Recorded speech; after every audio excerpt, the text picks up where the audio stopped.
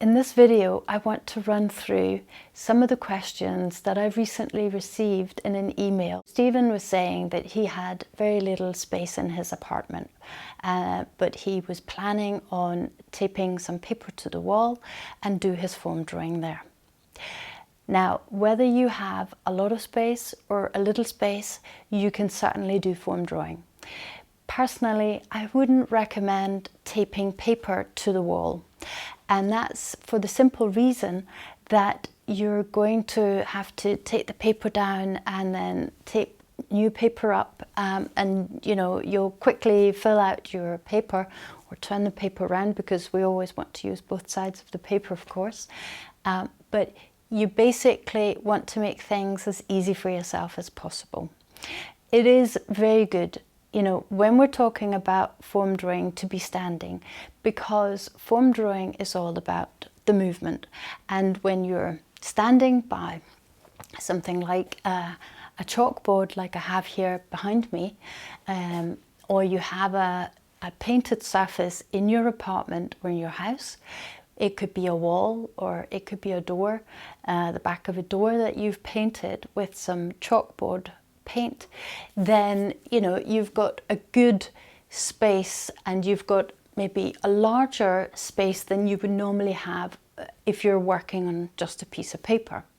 So I would definitely recommend, first of all, if you have a little bit of money to spare, go and get a piece of MDF like I have here in the background. It could also be actually a piece of acrylic. So a sheet of acrylic that you paint with, and you can get these sheets. This is just one that I've cut to size, but you can get them very large. So you want to get a large piece of MDF or a piece of acrylic sheet.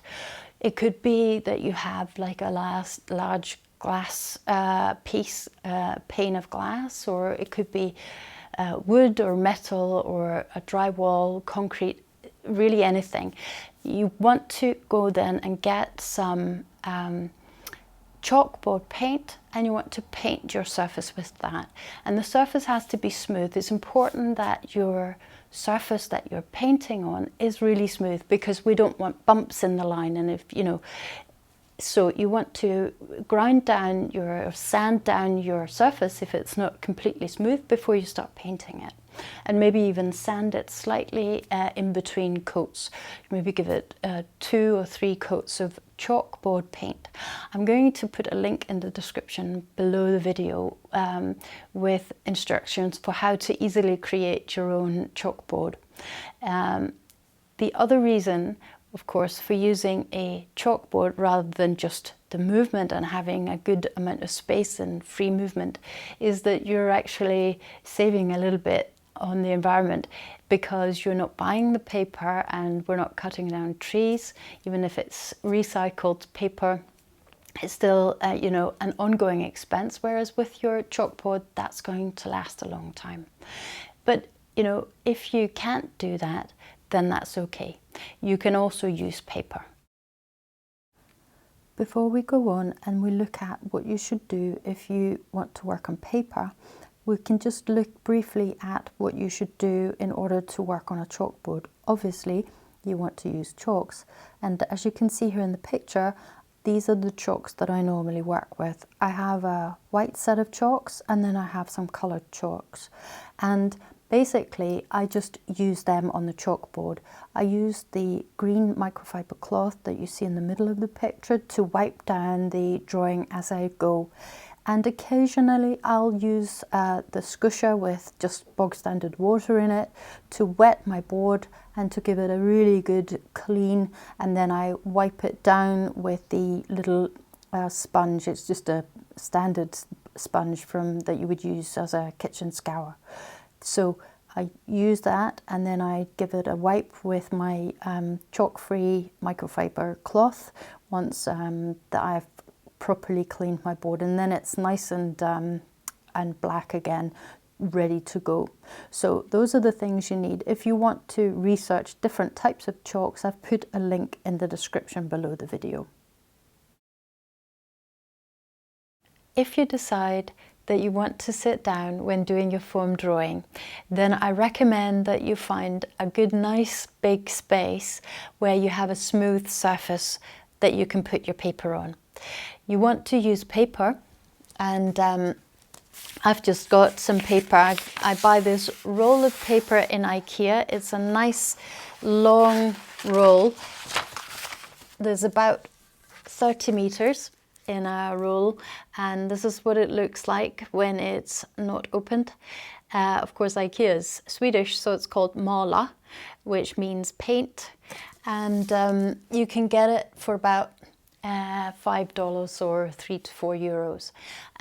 It's really very good value for money because you can of course use both sides when you're painting on it or drawing on it. And it's bought in the children's department of IKEA.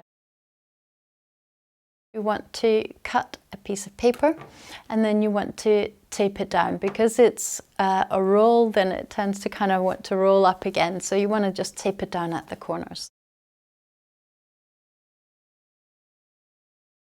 So what should we use to draw with? Well, you can take a bog standard pencil. Any kind of pencil would do. I would suggest a soft one that leaves a nice visible line, but you know, any kind of pencil. The reason that I don't use a pencil is that it leaves quite a thin line, and so it's difficult for you to see in the video. This is why I use Lyra Graphite, and it has a sort of nice rounded end on it. But you could also use, and it leaves a clear mark when I draw in the videos. I also have this Koh-i-Noor piece of graphite, which is in the shape of a pencil. It's very old, but Derwent do graphite as well. So, and this is just a square piece of graphite, as you can see. So really, you know, you can use anything like that. You'll also see me sometimes using a coloured crayon, a red and a blue crayon, just to show where the lines go. I wouldn't recommend that you start off by using these because they leave a kind of bumpy. These are very cheap coloured crayons, children's crayons that I use for the videos, and they leave a kind of slightly bumpy line, which would be annoying if you were trying to draw with that. But once you've got used to the foam drawing, of course you can use coloured pencils, or maybe a dry pastel, I think I would suggest, because it has a sort of slightly more flowing mark that it leaves on the paper.